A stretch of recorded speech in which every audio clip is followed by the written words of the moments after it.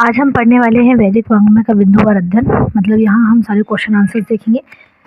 सबसे पहले तो सॉरी, ये वीडियो बहुत लेट आ रही है। कारण यही है कि मेरा फ़ोन टूट गया था और मैं टाइम लगा, सब कुछ व्यवस्थित करना पड़ता है तो उसके समय लगता है, तो इसलिए सॉरी।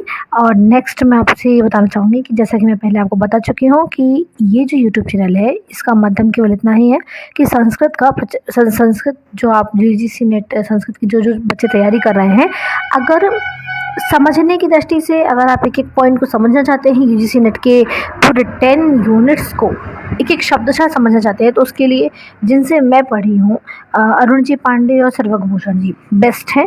बाकी और भी हैं, ऐसा नहीं है कोई बेस्ट नहीं, बेस्ट बहुत हैं, वे बहुत बेस्ट है, तो आप उनसे भी देख सकते हैं। मेरी दृष्टि में मैंने उनसे पढ़ा है तो आप उनसे पढ़ें, वो बहुत अच्छा समझाते हैं।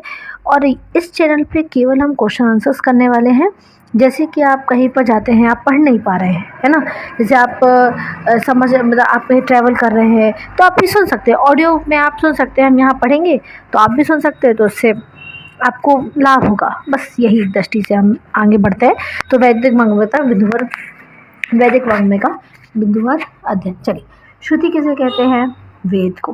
वेदा कहा अपौरुषेयम वाक्यम वेदा। वेदों की संख्या है 4, सभी को पता है। यहाँ पर अभी सामान्य प्रश्न है, वेदों को किसने विभाजित किया है? कृष्णद्वैपायन व्यास जी ने। ठीक है, कृष्णद्वैपायन जी ने किसको विभाजित किया है? तो वेद को विभाजित किया है। वर्ण व्यवस्था का प्रथम उल्लेख होता है ऋग्वेद में। श्रुति शब्द कस्य अर्थस्य बोधको अस्ति। श्रुति शब्द से हमें किस अर्थ का बोधक होता है? तो वेद का बोधक होता है। वेदः अपौरुषेयः इति स्वीकुर्वन्तु। वेद अपौरुषेय ऐसा मीमांसक स्वीकार करते हैं।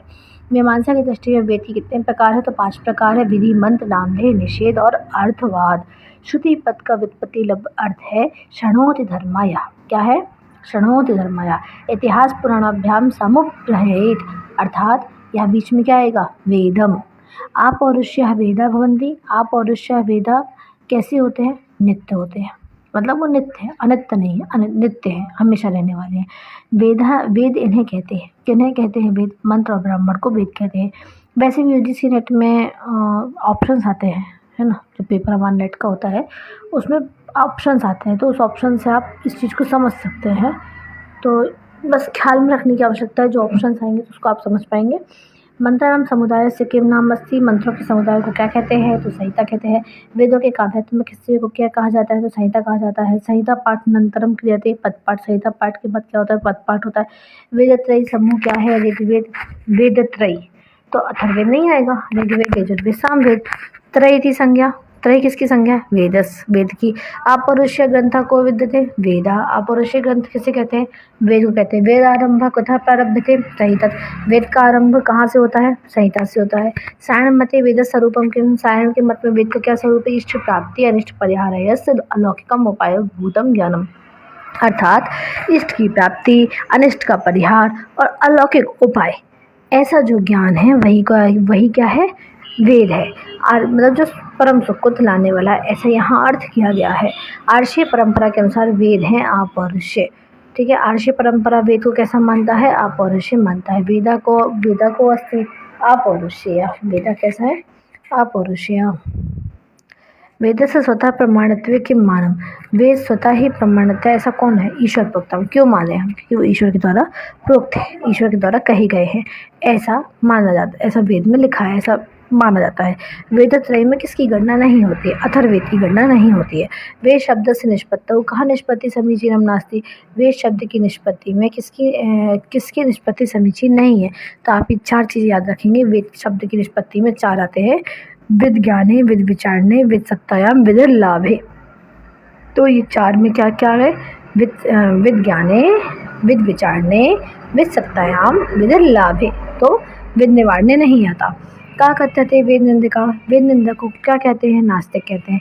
धर्म का मूल प्रमाण वेद है, धर्म का मूल स्रोत भी वेद है, ऐसा बताया गया है। वेदेन प्रयोजनम उद्देश्य विधि मानो अर्थो धर्म एतल लक्षणम केन कृतम। ऐसा लक्षण किसने किया है? तो आप देवेन ने किया है। किसने किया है? आपदेवेन ने कैसा लक्षण किया है वेद का? वेदेन प्रयोजनम उद्देश्य विधि मानो अर्थो धर्म इति आपदेवेन। आदि उदात्त शब्द वेदा शब्द कस्य वाचक? आदि उदात्त वेद शब्द किसका वाचक होता है? तो वह ग्रंथ का वाचक होता है, ग्रंथवाचक। अंत उदात्त अंत में उदात्त हो ऐसा वेद शब्द किसका वाचक होता है? कुश मुष्टि वाचक। कैसा होता है? कुश मुष्टि वाचक होता है। ऋग प्रतिशा के संबंधित है ऋग्वेद से। ऋग्वेदी के ऋत्विक होता है। आपको पता होगा चारों वेदों के चार ऋत्विक होते हैं।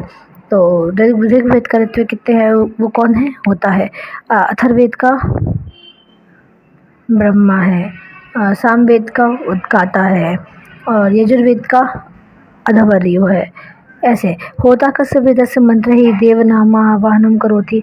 होता किस वेद के मंत्र का देवों का आवाहन करता है? तो होता ऋग्वेद का है, तो ऋग्वेद के देवों का मंत्रों का आवाहन करता है। छंदोबद्ध वेद कौन सा? छंदोबद्ध ऋग्वेद है। सबसे पुराना वेद कौन सा? तो ऋग्वेद है। पाश्चात्य विद्वानों के अनुसार प्राचीनतम वेद कौन सा है? ऋग्वेद है। ऋग्वेद का दूसरा नाम दष्टई है। आयुर्वेद कस्य उपवेद से उपवेद? आयुर्वेद किस वेद का उपवेद है? तो आयुर्वेद ऋग्वेद का उपवेद है। होतु संबद्ध वेदा का होतु संबद्ध वेदा का। तो होतु अर्थात होता किस वेद से संबंधित है? ऋग्वेद से है। मंडल क्रमाकेन वेदेन संबंध। मंडल क्रम भी ऋग्वेद में आते हैं। आप जानते हैं कि ऋग्वेद दो भागों में विभक्त है, मंडल और अष्टक में।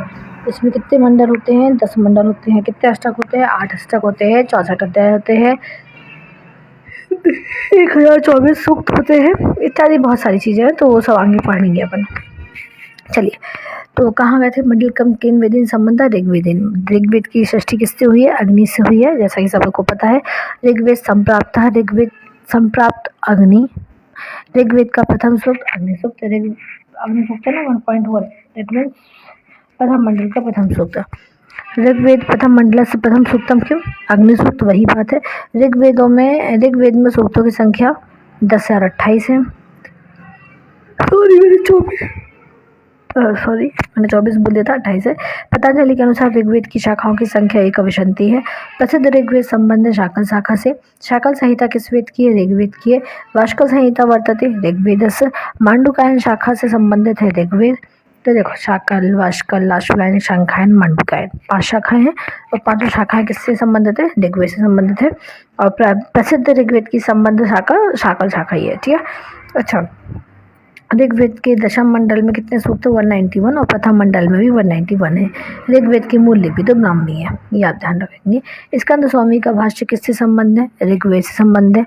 आप जानते हैं कि ऋग्वेद में क्रमशः आए हैं नाम, उसमें सबसे पहले स्कंद स्वामी ही आए हैं। चलिए, इसके बाद ऋग्वेद से शाखा संति 5 है, बता दिया। शाकल, वाष्कल, लाशुलायन, शंखायन, मांडुकायन। ऋग्वेद के पाठकार है शाकल। वंशी मंडलानि उपलभ्यन्ते।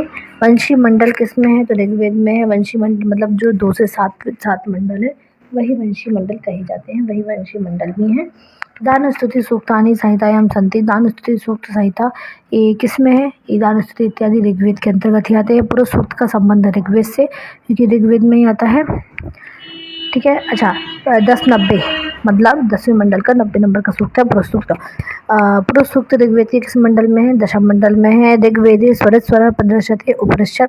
शाखा शाखा से संबंधित वेद ऋग्वेद है। ऋग्वेद में मंत्रों की संज्ञा दी गई है ऋचाओं को मंत्र कहते हैं। आयुर्वेद किस वेद का उपवेद है? तो आयुर्वेद ऋग्वेद का उपवेद है। पूर्वावरोची संवाद किस वेद में है? तो ऋग्वेद में है। ऋग्वेद में पायरक मंडल कहे गए 2 से 7, जो कि मैंने आपको बताया था।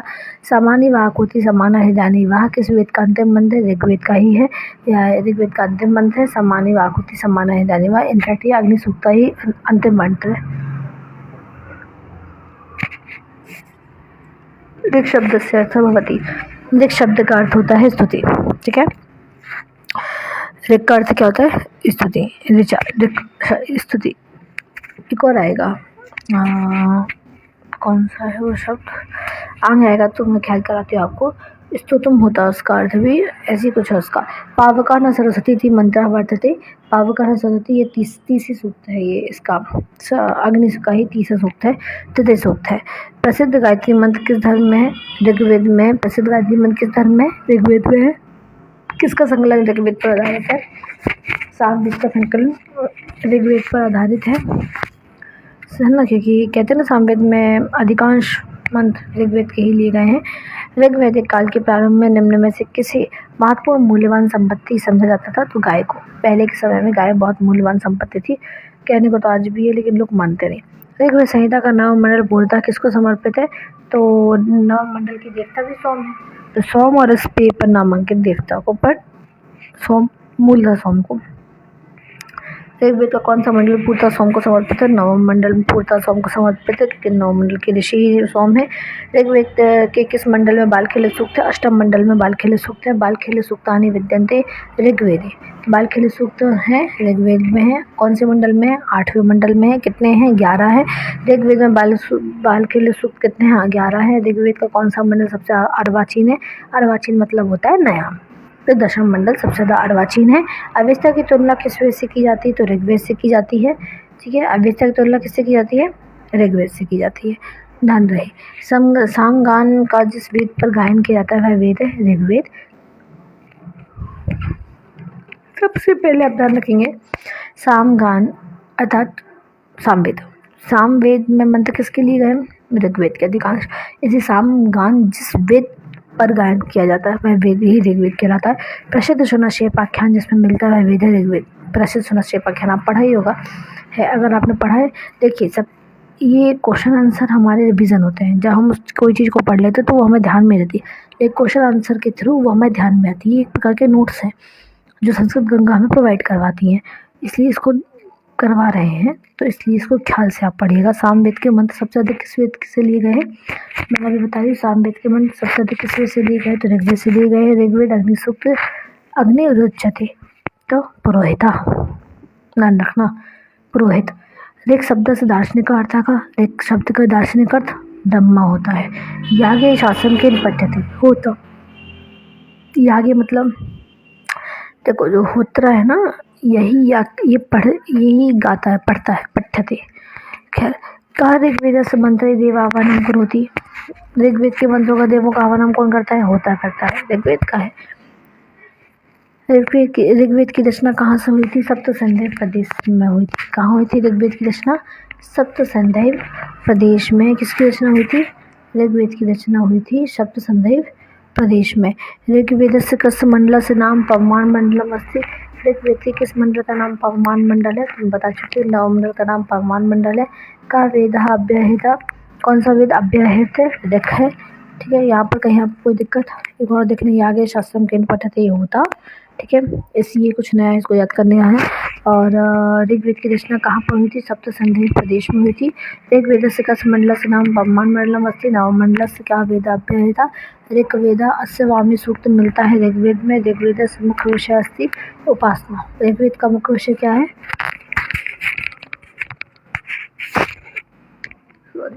ऋग्वेद का मुख्य विषय उपासना है। वर्ण व्यवस्था का सर्वप्रथम विवरण कहाँ प्राप्त होता है, वर्ण व्यवस्था का सर्वप्रथम विवरण ऋग्वेद के अंतिम मंडल अर्थात पुरुष सूक्त में ही चारों प्रकार की वर्ण व्यवस्थाओं का वर्णन, ध्यान रखिएगा, पुरुष सूक्त में मिलता है। वही अगला क्वेश्चन भी अपना, चारों वर्णों का प्रथम बार उल्लेख किस वेद में किया गया, तो ऋग्वेद के अंतिम मंडल अर्थात पुरुष सूक्त में 10.19 में किया गया है। ऋग्वेद में जनता निम्न में से मुख्यतः किस में विश्वास करती थी, तो बलि में, कर्मकांड इत्यादि में। ऋग्वैदिक काल में ये सब इसी में करती थी, सारी जनता इसी में विश्वास करती थी। बलि आप समझते हैं, और कर्मकांड इत्यादि जो क्रियाएं इत्यादि होती है उनमें।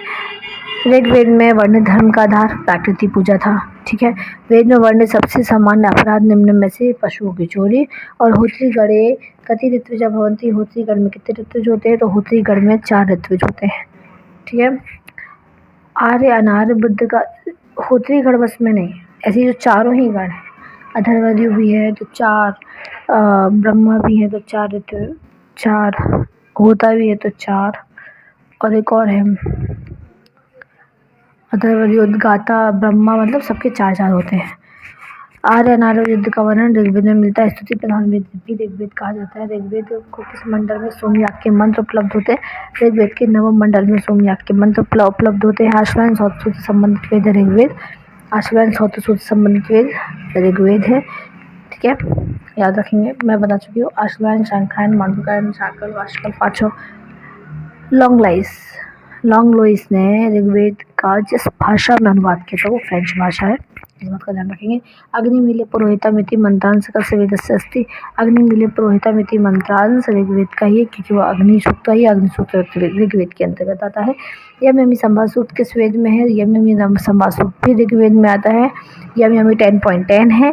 10वें मंडल का 10वां सूक्त है। यम संवादी। यमी एक प्रकार की भगनी है, अर्थात मतलब एक प्रकार की नहीं, इनफैक्ट वो भगनी है, बहन है उसकी। किम भ्रातृ सद्यनाथम इति कस्मिन् सूक्ते पठ्यते, तो किम भ्रातृ सद्यनाथम ऐसा ये में भी समाज सूक्त में आता है, आप पढ़ेंगे तो उसमें मिल जाएगा। अरुण जी के चैनल में डला हुआ है ये भी समाज सूत्र इत्यादि सब कुछ डला हुआ है। विश्वामित्र नदी संवाद किसमें मिलता है? ऋग्वेद में मिलता है। शर्मा विश्वामित्र है 3.33 मतलब तीसरे मंडल का 33वें नंबर का सूक्त है। शर्मा परी संवाद किस वेद में मिलता है? ऋग्वेद में मिलता है। ये 10.108 दैट मीन्स 10:108। पूर्ववर्ष समाज सूक्त ऋग्वेद के किस मंडल में है? दशम मंडल में है। नासी सूक्त है ऋग्वेद में। यम संवाद ऋग्वेद के किस मंडल में है? दशम मंडल में है। ठीक है, देखिए एक और फिर से देख लीजिए। पूर्ववर्ष समाज सूक्त ऋग्वेद के किस मंडल में है? दशम मंडल में। Very good. नासी सूक्त है ऋग्वेद में। ठीक है, यम संवाद ऋग्वेद के किस मंडल में? मैं बता चुकी 10.10 में है, दशम मंडल में है।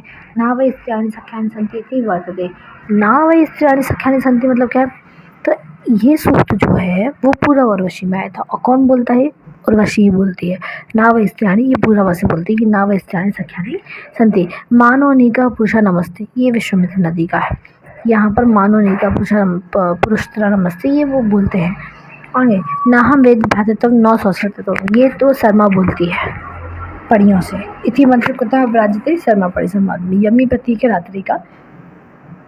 विपाशा शुत्रुधि इति नामनो नद्यो मतलब विपाशा शुत्रुधि इन नाम की जो दो नदियाँ मतलब एक विपाशा एक तो दो हो गई। वर्णन किस सूक्त में मिलता है? तो विश्वामित्र नदी में मिलता है। विश्वामित्र नदी संवाद सूक्त में ऋषि का नदियाँ कौन है? तो ऋषि का नदियाँ दो है, विपाट और शुत्रुधि। कौन है? विपाट और शुत्रुधि को ही शुत्रुधि जाता है। कारण क्या है कि शुत्रुत्व संधि से। एना वयम पयासा पिनवमाना अनुयोनि देव कृतं चरन्ति। ठीक है, छाया के संवाद सूक्तेन संबंध।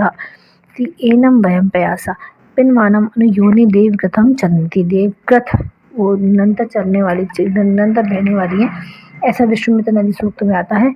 आगाता गच्छा इति पठ्यते ऐसा यम संवाद सूक्त में आता। आगाता गच्छा और एक आप याद करेंगे मानोनिका में विश्वामित्र है। आगाता गच्छा में यम है। तस्य वयम प्रसवेयामोर्वी मंत्रांशो यम कस्य सूक्तस्य वर्तते। तो ये क्या है? विश्वामित्र नदी में ही है, क्योंकि आप इसकी ट्रिक यही है कि आप प्रसवे से याद रखें अधिकतर प्रसवे से। अगर प्रसवे शब्द आता है तो या 4 सूक्त आते हैं तो विश्वामित्र नदी आप बेझिझक होकर लगा दीजिएगा। ठीक है, तस्य वयम प्रसवेयामोर्वी मंत्रांशोऽयं कस्य सूक्तस्य वर्तते। विश्वामित्र नदी सूक्त में ऋग्वेद के किस मंडल को विश्वामित्र नदी संवाद सूक्त कहा जाता है? तृतीय मंडल को। इंद्रेशिते प्रसवम भिक्षमाणे अच्छा समुद्रम रथे व्याथा से संबंधित सूक्त है विश्वामित्र नदी सूक्त। ये भी यही है। इंद्रेशिते इंद्र द्वारा प्रेषित है वो लोग। तो प्रसवम आ गया ना। भिक्षमाणे अच्छा समुद्रम रथे व्याथा, तो ये भी क्या कहते हैं जो नदियाँ हैं वो विश्वामित्र से कह रही होती हैं। अब शर्मा परी संवाद सूक्त मंडलस्य कहा बता चुकी हूँ 10.108। हाँ, कदा सूनो पितरम जात इक्षात मंत्रांशोऽयं वर्तते। तो ऐसा पुरुरवा कहता है उर्वशी से। कदा सुनो पितरम जात इक्षात, तो यहाँ पुरुरवशी सूक्त है। आवो व्रणे सुमितम यज्ञियानम मंत्रांशोऽयं कस्य सूक्तस्य वर्तते। तो आवो व्रणे सुमितम यज्ञियानम, तो यहाँ पर विश्वामित्र नदी सूक्त ही है। ठीक है, आवो व्रणे सुमतिम यज्ञियानम, तो यहाँ पर आवो व्रणे आप व्रणे से याद रख सकते हैं।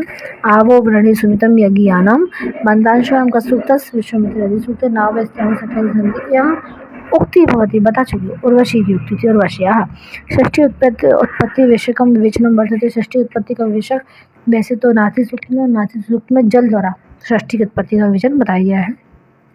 ऋग्वेद के किन 2 मंडलों में सूक्तों की संख्या समान है? तो प्रथम और दशम, ये मैं बता चुकी हूँ 191 है। फिर पयासा जवेते पयासा नदी है, तो आप पयासा से याद रख सकते हैं विश्वामित्र नदी संवाद सूक्त है। स्वस्वारम तो क्रमम पुनर्गा अब ते गवामसु भाग्य वजम, गवाम से आप याद कर सकते हैं शर्मा पड़ी, क्योंकि यहाँ पर गाँव को पड़ी लोग चुराते हैं। तो यही बताइए स्व स्वरम तो कण्वे अपनर्गा अपते गवाम सुभाग्य भजाम में आप गवाम से याद कर सकते हैं। वेदानुसारेण चंद्रमा मनसो जातस चक्षो कि चंद्रमा मनसो जातस चक्षो सूर्य आजयत। ये तो देखो क्या लिखा, चंद्रमा मनसो जातस चक्षो सूर्य आजयात यदि पंक्ति पुरुष सूक्त से ली गई, आप याद ही कर लीजिए, सूर्य से याद कर लेना, पुरुष सूक्त से ली गई है। नासी सूक्त का संबंध ऋग्वेद से है, ठीक है, तो आप हमको पता ही है नासी सूक्त। एक मिनट, हाँ जाना, अब भी ऊपर पढ़ते आते षष्ठी की उत्पत्ति का विषय ही ऋग्वेद में है और नासी सूक्त से जल से षष्ठी की उत्पत्ति बताई गई है, ऋग्वेद से है। स देवः इह वक्षति इति कस्मिन् सूक्ते उपलभ्यते, तो यहाँ पर सभी देव वक्षति का मतलब यहाँ है, तो ऐसे अग्नि सूक्त में कहा गया है। कस्मिन् सूक्ते चतुर्णाम वर्णाम उल्लेखो अस्ति, बता चुके चतुर्वर्णों का उल्लेख कहाँ मिलता है, तो पुरुष सूक्त में मिलता है। आकृष्णेन रजसा इति कस्मिन् सूक्ते पठ्यते, आकृष्णेन रजसा इति कस्मिन् सूक्ते, तो कृष्णेन रजसा सावित्री, तो रजसा से याद रखेंगे, सावित्री सूक्त में ही आया है। आकृष्णेन रजसा इति सावित्री सूक्ते वर्तते, तन्मे मना शिव संकल्प अस्तु संबंध सूक्त शिव संकल्प सूक्त, ठीक है, ये तो पता ही है आपको कि शिव संकल्प सूक्त में जो 6 सूक्त हैं, 6 मंत्र हैं, उन 6 मंत्रों के आखिरी में यही आता है, तन्मे मना शिव संकल्प मस्तु। ऋक् समान छंदो युजांसी कस्मात् समुत्पन्नानि, ऋक् भी, साम भी, छंद भी और यजु भी, ये सब पुरुष विशेषात मतलब पुरुष सूक्त से उत्पन्नित है, ऐसा कहा जाता है। षष्ठी स्थिति प्रलय विषयकम विवेचन उपलब्ध थे, षष्ठी का, स्थिति का, प्रलय, इन तीनों विषयों का विवेचन कहाँ पर उपलब्ध होता है, तो नासी सूक्त में उपलब्ध होता है। संविधाना दिवा कवे श्रेयाम मदेहि भूतयाम, मंत्रांशो एवं वर्तते पृथ्वी सूक्त, पृथ्वी सूक्त में संविधाना दिवा कवे श्रेयाम मदेहि भूतयाम, इसमें है, पृथ्वी सूक्त में है। पृथ्वी सूक्त में आप ऐसा कर दो इसको, संविधान कहाँ होता है, आपकी पृथ्वी में संविधान चलते हैं कि नहीं चलते, मैं यहाँ याद करने की आपको ट्रिक बता सकती हूँ। संविधाना दिवा कवे श्रेयाम मदेहि भूतयाम, पृथ्वी सूक्त, इससे आप मतलब ये अर्थ नहीं है लेकिन इससे आप याद रख सकते हैं, माइंड में उस चीज़ को बिठा सकते हैं। अग्नि मिले और चलिए आगे बढ़ते हैं। अग्नि मिले पुरोहितम इत्यस्मिन् मंत्रे ईले शब्द का स्तुति करना, यही मैं बताने वाली थी आपको पहले कि अग्नि मिले पुरोहितम इत्यस्मिन् मंत्रे ईले पदस्य अर्थः अस्ति स्तौमि अर्थात स्तुतम। विराट पुरुषस्थ कस्मादंगात वैश्योजात, वैश्य उरु से उत्पन्न हुए हैं, ऐसा वेदों में बताया गया है कि विराट पुरुष के उरु से वैश्यों का जन्म होता है। ब्राह्मण की उत्पत्ति ब्रह्मा के संग से हुई, तो ब्राह्मण लोग ब्रह्मा के मुख से निकले हैं, उरु से, नेक्स्ट वही है, ब्रह्मा के उरु से वैश्य निकले हैं। सबसे पहले किसकी सृष्टि हुई है, जल की हुई है, ऐसा नासी सूक्त में बताया गया है। पुरुष सूक्त में हमें मिलता है चतुर्वर्ण का सिद्धांत, जल से उत्पत्ति का सिद्धांत किस सूक्त में, नासी सूक्त में। ना सत्य व्रत बहिर्षि बर्हिषा, ना सत्या व्रत बर्हिषा, यह किस सूक्त में है, अश्वनु सूक्त में है। ना सत्या से अश्वनु याद रखना, यह क्वेश्चन आया भी है। रोहित सूक्त अथर्ववेद में ही है। यो जात एक प्रथम मनसौ में मंत्रांशु सूक्त का इंद्र सूक्त, यो जातो प्रथम मनसौ, जब आप इंद्र सूक्त पढ़ेंगे तो वो लाइन यहाँ पर आई, आपको ख्याल रहेगा। साना पृथ्वी सुनवे अग्नि सुपायनो भवा, आज हम इतना ही कंप्लीट करेंगे और 185 से हम कल पढ़ना स्टार्ट करेंगे, ठीक है। चलिए अभी आ गए थे अपन साना पृथ्वी सूर्य अग्नि सुपायनो भवा इति मंत्रांशु अस्मिन् सूक्ते लभ्यते, अग्नि सूक्त में है। संज्ञान सूक्तम कस्मिन्, देखिए वैसे ही सब हमें सूक्त में ही पढ़ना पड़ेगा, यहाँ तो लिखा नहीं है इसका अर्थ, लेकिन ये चीज़ जो हम पढ़े हैं, हम सूक्त अगर पढ़ते हैं तो हमारा विशेष ध्यान उस पंक्ति पर जाएगा जो पंक्ति पूछी गई है। जैसे ये वाली अभी साना, जैसे इंद्र सूक्त अगर पढ़ेंगे तो इंद्र सूक्त अब ये लाइन पे हमारा अवश्य ध्यान जाएगा। यो जाति प्रथम मनस्वान, ये किसका है, इंद्र सूक्त का है। साना पितेव सूर्य अग्नि सुपायनो भवा इति मंत्रांश कस्मिन् सूक्ते, अग्नि सूक्ते। संज्ञान सूक्तम कस्मिन् मंडले प्राप्यते, दशम मंडले, संज्ञान सूक्त दशम मंडल में ही है। देवानां चक्षु सुभागा वहन्ति इति मंत्रांश कस् सूक्तस्य, तो देवानां चक्षु सुभागा वहति है उषा है,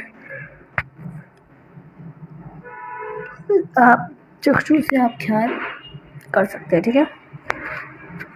देवानां चक्षु सुभागा वहन्ति मंत्रांश का सूक्त से उषा सूक्त से। नासी सूक्त से प्रतिपाद्यम किम, नासी सूक्त का प्रतिपाद्य क्या है, षष्ठी है, ये बता चुके हैं। षष्ठी की उत्पत्ति का विषय का विवेचन में नासी सूक्त में मिलता है। मध्य कर्तोर विदितम संजभार सूर्य सूक्त है, संजय भार, ठीक है। संजय भार से सूर्य सूक्त को आप याद रखेंगे। पर्जन्य पिता इति कस्मिन् सूक्ते प्रतिपादते, पर्जन्य पिता इति पृथ्वी सूक्ते, ठीक है। पिता पृथ्वी में ही होते हैं, तो पर्जन्य पिता इति पृथ्वी सूक्ते, ऐसा मान के चलिए। श्री गावो न धेन्वो न वन्ता, मंतांशो में वर्तते, तो श्री गावो न धेन्वो न वन्ता। देखो वैसे गावो से कंफ्यूज हो सकते हैं कि शर्मा पढ़ी तो नहीं है, लेकिन यहाँ पर पूर्व और वशी ही होता है। श्री गावो न धेन्वो न वन्ता। हमें बढ़ते हैं। षष्ठी उत्पत्ति विषय का विवेचन वर्तते। षष्ठी उत्पत्ति विषय का विवेचन कहाँ पर होता है, तो पुरुष सूक्त में होता है, ये बता चुके हैं। अहम अस्मि सहमान उत्तरो नाम भूम्याम, यार अहम अस्मि सहमान उत्तरो नाम भूम्याम मंदांशोयम पृथ्वी सूक्त में है।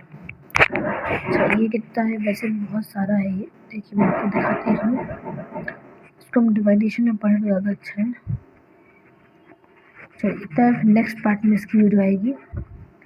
यही से 185 पेज नंबर है इसकी वीडियो में, नेक्स्ट पार्ट में लाने वाले हूँ।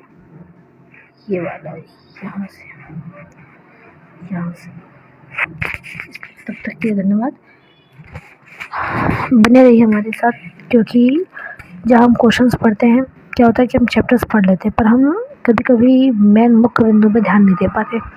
जब हम क्वेश्चंस को पढ़ लेते हैं तो हम उस मुख्य बिंदु पर विशेष ध्यान नहीं रखते हैं। इसलिए क्वेश्चंस को अवश्य सुने, ना पढ़ पा रहे हों, बिजी हो, वीडियो ऑडियो सुने। ऑडियो में मैं बोलती गई हूँ, आप सुनेंगे, आपको ख्याल आएगा और आप कर पाएंगे।